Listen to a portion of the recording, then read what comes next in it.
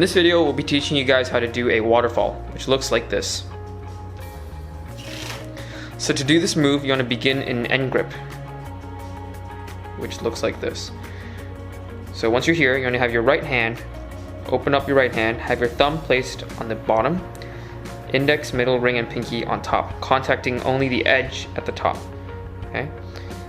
Once you're here, you want to have your left index support the bottom of the deck so that you could bend the cards inwards, right, like so. This creates a space between each of the cards, and this will help you make the cards fall one by one, like so. Once your right hand gets into position, your left hand prepares to receive the cards in this position, in this grip. So you have your index on top, middle and ring on the side, pinky at the bottom. Okay.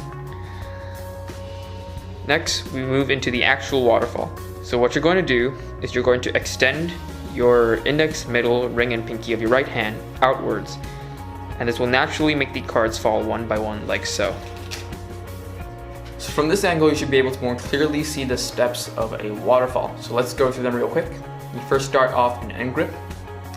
Then you're going to have your right hand come over and contact these two edges of the deck, like so. Then you're going to squeeze the cards while applying pressure with your left index.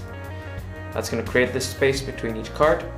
Alright, once you're here, your left hand should be able to move away and get ready to receive the cards in this position.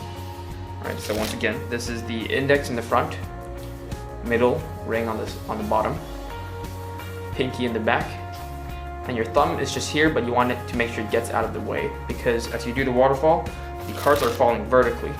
Alright, so you don't want your thumb to get in the way of that. Okay, so once again, you're here, and your left hand is ready.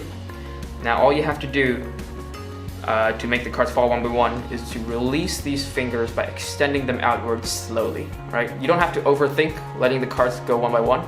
That will naturally happen because you have the space between each card, okay? So you should be naturally able to let the cards go one by one just by extending your fingers.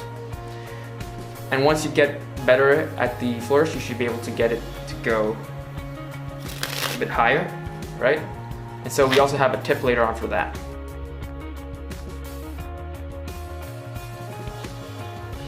So the way to increase the length of your waterfall is to move your right hand upwards and your left hand downwards while releasing the cards. And while that might seem intuitive, a lot of people like to keep their hands in place while doing the waterfall because that gives them better control over the cards. And that'll look a bit like this, right? But to get the best waterfall you possibly could, you're going to make sure that you expand the space between your hands as far apart as possible. And you'll get something a bit more like that, okay?